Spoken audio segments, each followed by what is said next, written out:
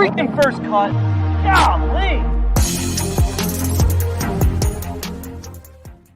Welcome to the First Cut Podcast. I'm Rick Gehman, and this is your round 2 recap for this week's Wells Fargo Championship. Joining me to break it all down, Kyle Porter is here. KP.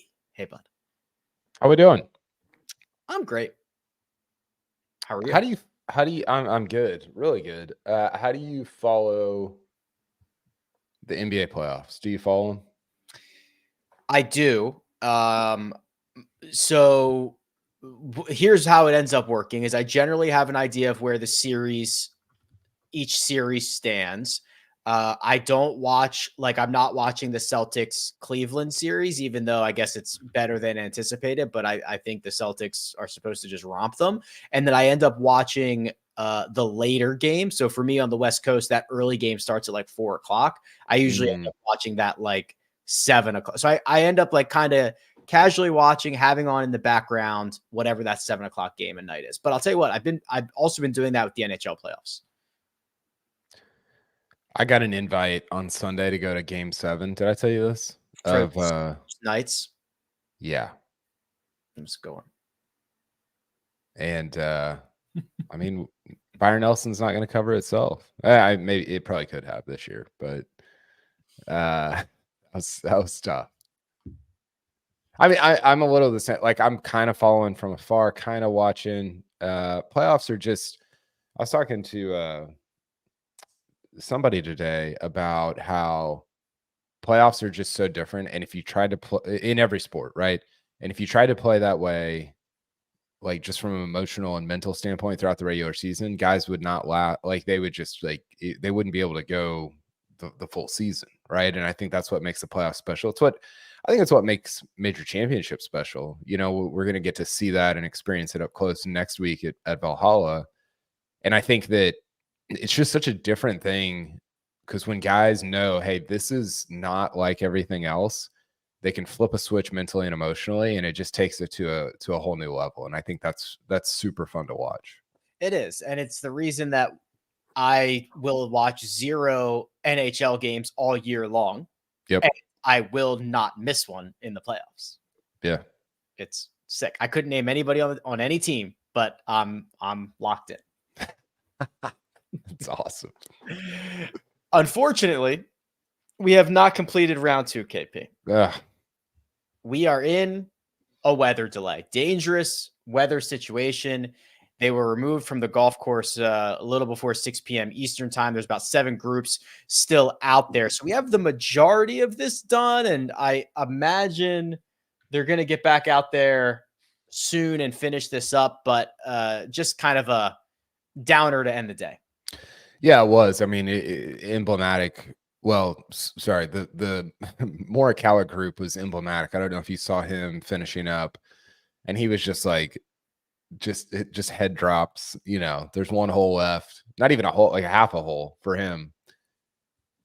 And I don't know that the finish of this is going to drastically affect sort of the composition of the leaderboard, but it is a bummer not to have it sort of wrapped up going into Saturday.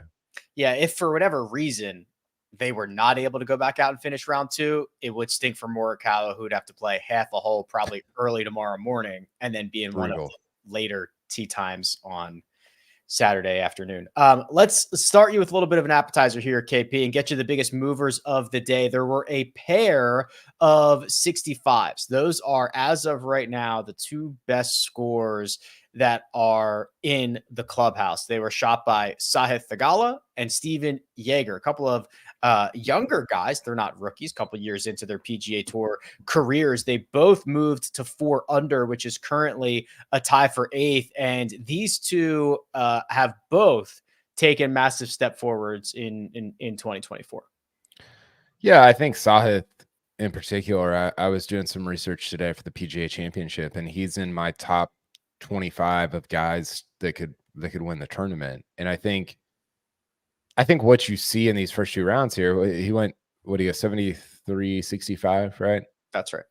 That's a little bit emblematic of yeah, that's kind of the deal. It's electric going in both directions, right? And yeah, I mean, he's really interesting to me. He's really gotten, you know, you can only get so much better year to year, but he's really like, I'm impressed by his gradual improvement as a tour pro. It's big time stuff. He's top 15 in data golf. I think he's got a real chance to be a major champion in the future. Jaeger, yeah, maybe. I think his ceiling is lower, but again, he can be electric, and he's really been driving the golf ball very well this year. He has. And to go back to Sahith, what I love about his game, and he's the biggest change that I've seen from him this year compared to last year, is you mentioned the kind of the consistency, but also he is doing it on like every different type of golf course. Mm-hmm. If it's driver Harbor Town. Yep. If it's point A to point B, if it requires a great putter, if it requires a sharp short game, that to me is probably the most exciting part. And he is still curious, addicted, willing to try. Like he's learning a lot every single day. I totally agree. He in his top 5 this year, you can double check me on this. I just looked it up. It was Tournament of Champions. It was Phoenix. It was Harbor Town, and it was Bay Hill. No. Yeah. Well, what do you look? Well, Bay Hill was a T6. Okay, so top 6s. I was, yeah, that's right. It was he's got 4 top 6s, and 3 of them are signature events. Mm-hmm. And to your point, they're very. I mean, how different are Kapalua and Harbor Town, right? They're like the 2 ends of the spectrum. Yeah, and then you throw in Phoenix and Bay Hill in between those, and you're right. I think that's an underrated, not just for him, but I think it's an underrated skill to be able to play very well on different styles of golf courses. We didn't even mention his win 5 starts before the Century at the so dude's vibing. Can he? Do you think he's at a place where he can win a major right now? Right now, no, but I'm not all that far away. Yeah, I think that's where I'm at. Yeah, I need to see.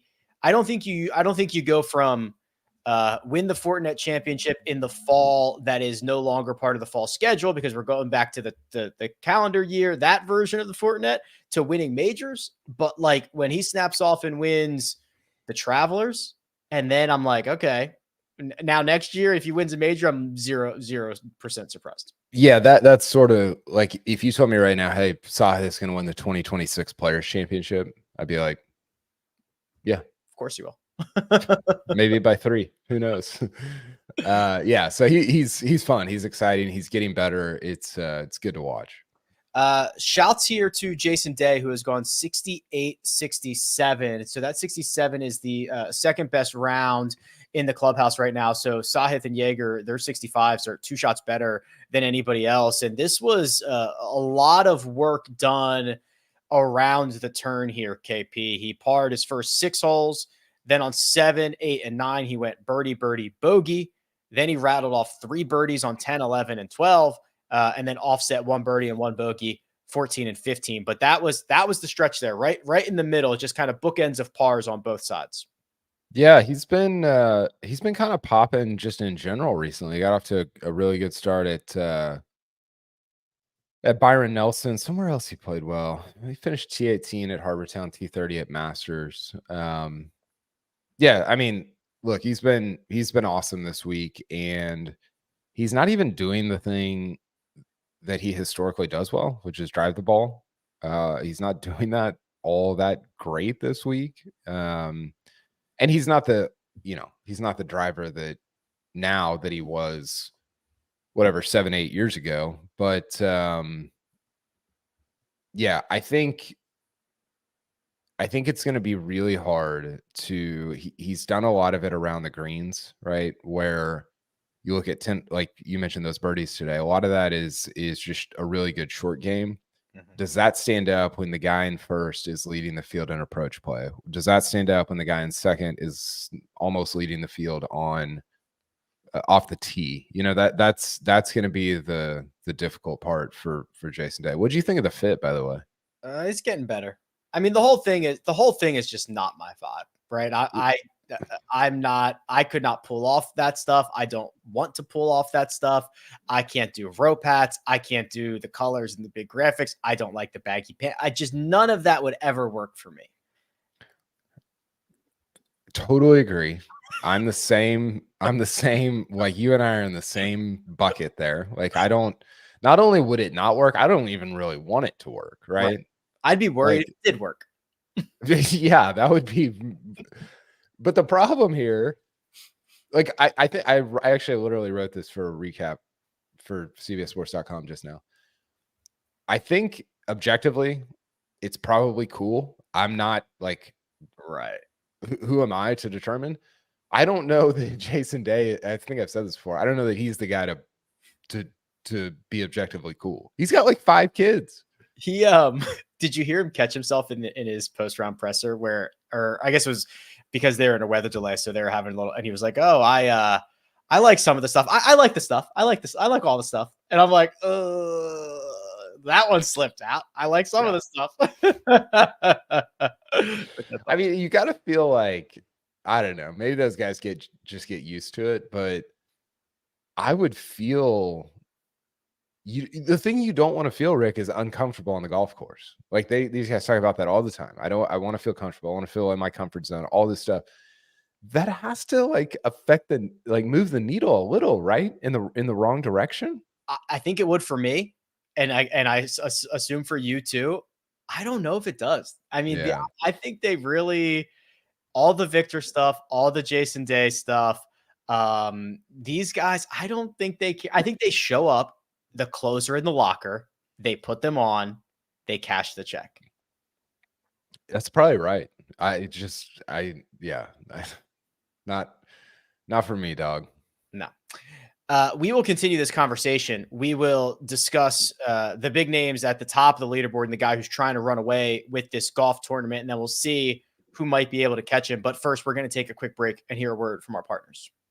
Golf's brightest stars head to the Bluegrass State for the second major of the season, the PGA Championship, May 18th and 19th on CBS. All right, KP, let's get to the top of the board here. You mentioned Collin Morikawa. He is currently sitting in the fairway on 18 and still has to hit that approach shot, and he has to finish that hole, which at last check was playing as the most difficult of the day. This is a pretty clean, calm scorecard. A bogey on 5, birdies on 7, 10, and 14. That is it. I am starting to get more bullish on Morikawa as rounds go by, and already with 2 major championships in, what's he up to, 14 major starts at this point. He's going to get another crack next week. Yeah, it's a great point, and I think it's really interesting. You know, he is not somebody that strikes me as a Quail Hollow, Valhalla type guy, right? You don't, if you say, hey, back-to-back weeks at Quail Hollow and Valhalla, the first name that comes to mind is not Collin Morikawa, but he's like 3rd in the field in driving accuracy, right? He's hitting every fairway. Mm-hmm. And I think that is the only way he's going to be.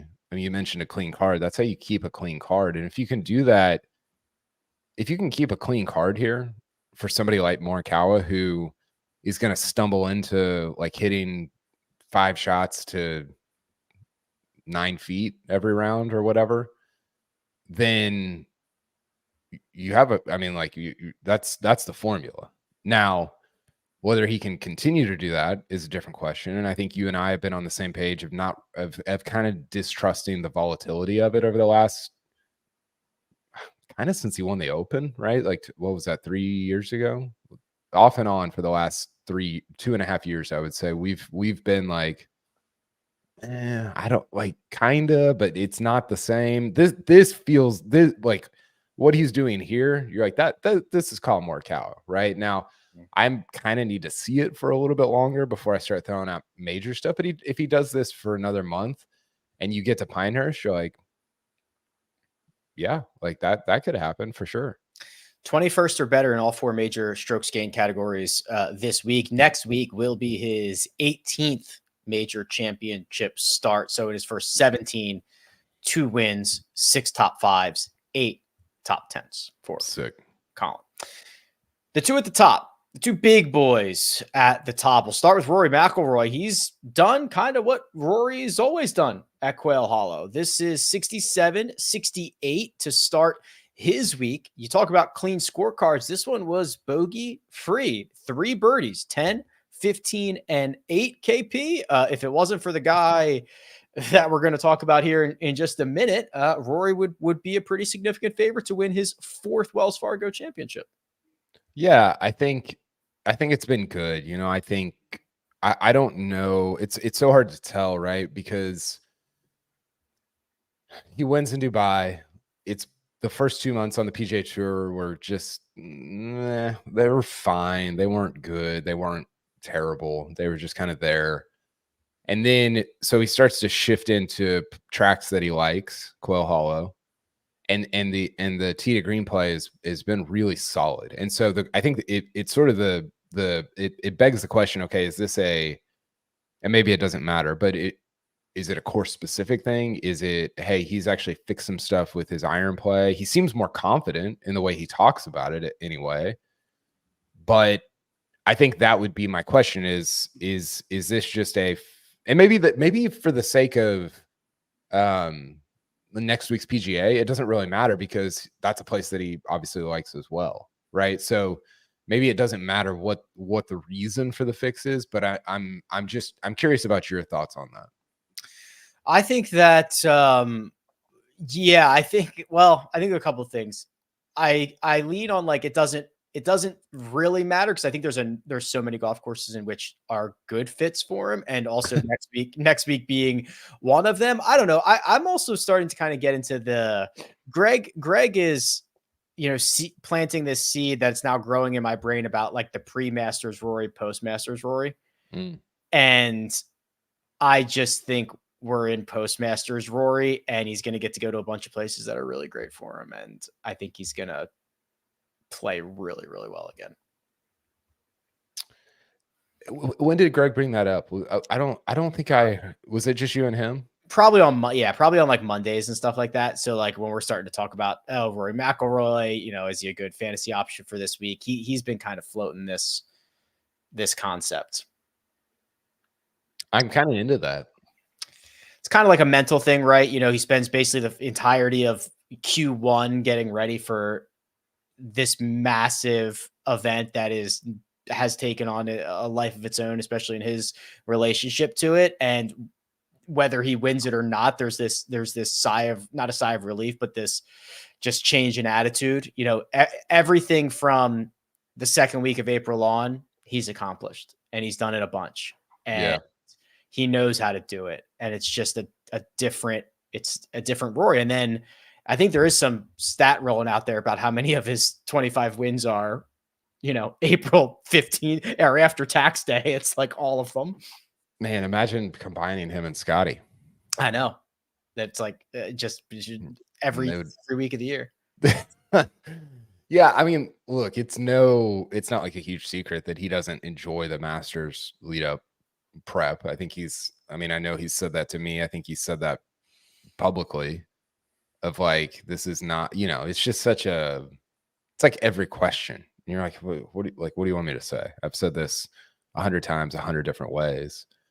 And so I think there is some freedom from being past that. And I think that I was talking to somebody about this today. Like the interesting part about his career is he's gotten, I think early Rory, you would have said like, oh, well, he only plays good at places like Quail Hollow.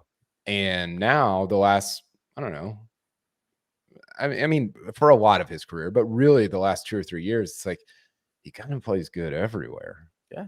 Right? Like there's not like LACC. You wouldn't have said early in his career, you wouldn't have said like, oh, great Rory track. And he almost won, And so I think that's what's interesting about Pinehurst and Troon coming up is like Rory of 2014, 2015, maybe, but now Rory, if he's playing well, if the iron play is actually like dialed in, you're like, yeah, he could legit win those.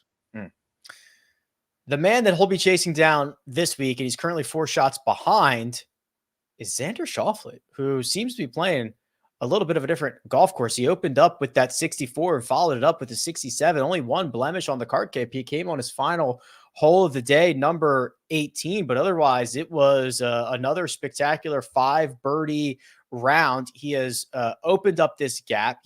Odds makers have already set him as the favorite versus the field. We'll get to that in just a second, but I don't think it's ever been about Thursday, Friday, or even Saturday, Xander Schauffele. It's will you have the lowest score when 72 are up?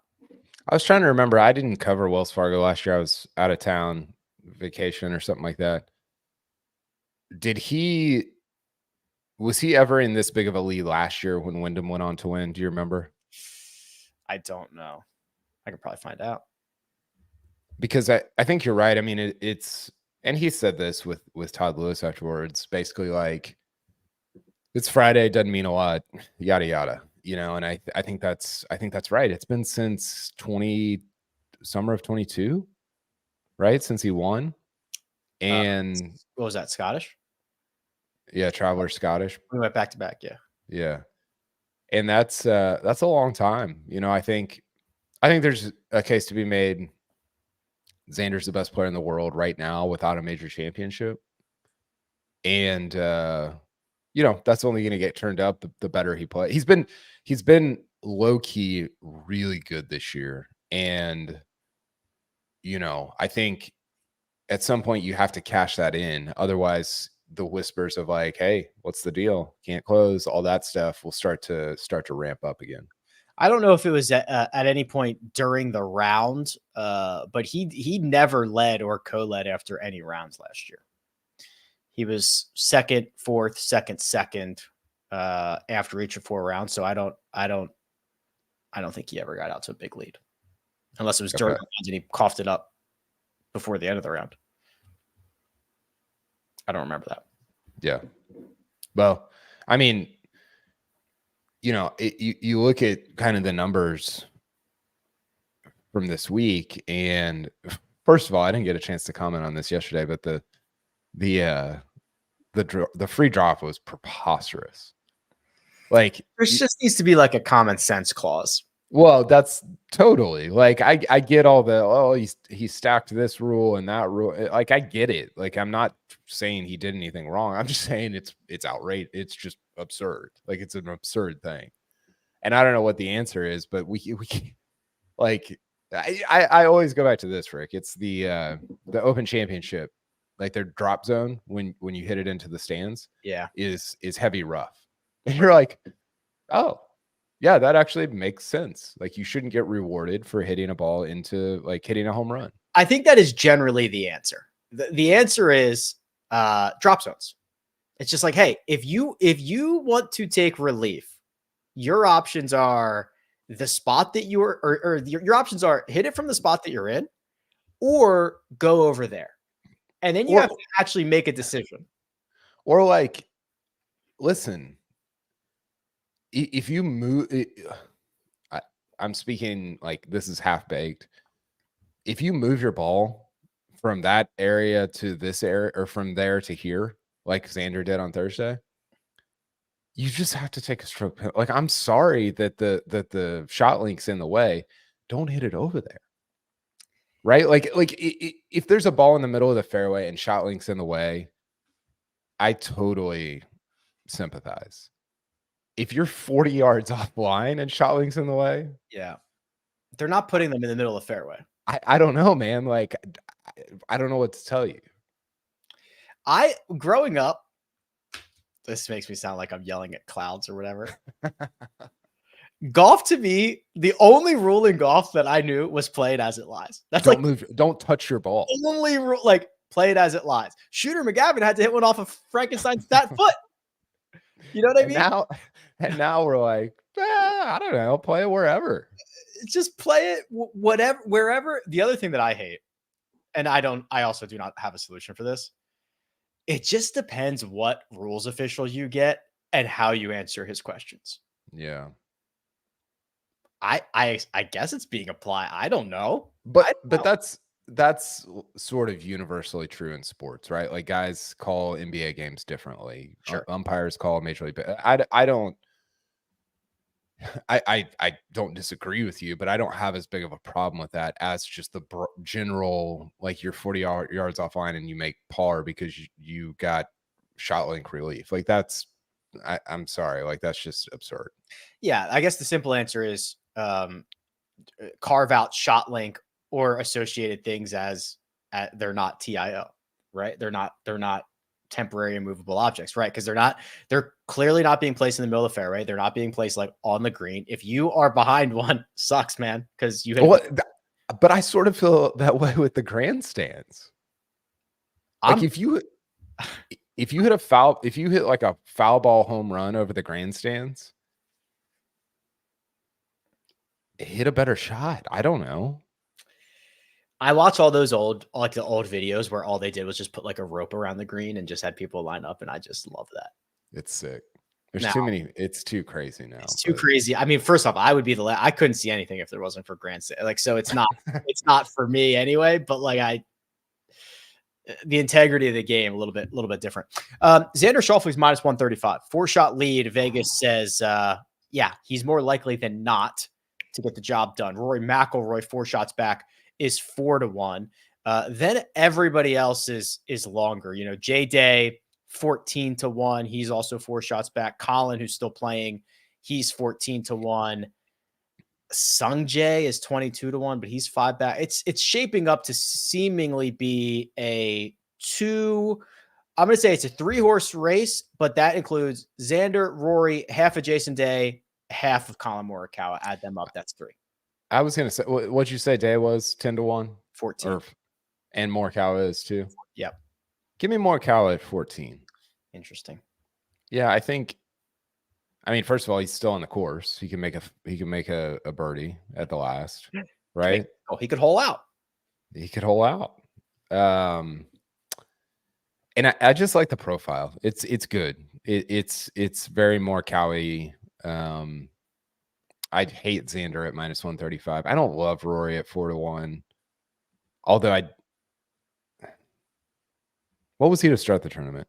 9. I got him at 7.5. There could have been a 9 floating out there. Okay. Yeah, a 4 is interesting. I think it's like a fine number. I like Morikawa at 14. I think value-wise, Morikawa is pretty interesting. I think Rory could. I think Rory's not probably going to win this, but I think that Rory is very, very live. I don't think Xander is gonna win by 8. I think that there is some regression coming. Rory's done his 2 rounds have been utter firepower, in which he's left a couple out there, and then a very steady bogey-free, one of the few bogey-free rounds around Quail Hollow. I think there's a couple different ways that he makes up ground here over the next 2 days. And I mean, who do you trust more on Sunday in the final group? Rory and Corey Connors are the only players in the top 13 that have lost strokes putting. Now, Rory's barely negative. Corey Connors is very negative. No shock there. I think Cam Young's also interesting. This is a really good course for him. He's leading the field off the tee. He's 4 under still on the course. What's he at? Like 20, 25? Cam Young is 50. Really? I kid you not. Do you want to know why? Is he in the woods on 18? He's in the water. Oh, okay. Yeah, there we go. Boy. So yeah, that's tough. You hit it in the water and the horn blows. It was fun today. There were 65s and there were 77s. Yeah. I like that. I like that a lot. And that's from only 69 golfers and the top golfers. I like a large range like that. Yeah, it's good. I agree. Not my favorite course in the world, but I'm with you. I like a big, wide dispersion out of, especially like you usually get that at like a Open, right? Or a US Open. You don't get that a ton with just 70 guys or 69 guys in the field. Have you started packing for Kentucky yet? I like the suitcase is in the floor. I haven't put anything in it. So bring your rain gear. Oh, seriously? It's just like, 50% chance of storms, most days. Sounds like a Rory week. We'll just be flipping coins on whether we're going to get smoked by rain or not. I'm pumped. I'm looking forward to it. I'm actually going to be going. We're going on vacation the week after, so I'll be gone for like 12 days, 11 days, something like that. Yeah. Good for you. Yeah. All right. We'll be back Saturday night, Sunday night. I assume they should be back out on the golf course right now. They were supposed to restart 7 minutes ago, 6:30 p.m. Eastern time. I assume that they have, so I'm hoping we're going to get this knocked out here very, very shortly. We'll be back Saturday and Sunday to break down the rest of the Wells Fargo Championship, get you prepared for the PGA Championship. For now, big thanks to producer Jake, does all the hard work behind the scenes. Thanks for filling in. Kyle Porter at Kyle Porter CBS. You can find me at Rick Run Good. This has been The First Cut. We'll catch you next time.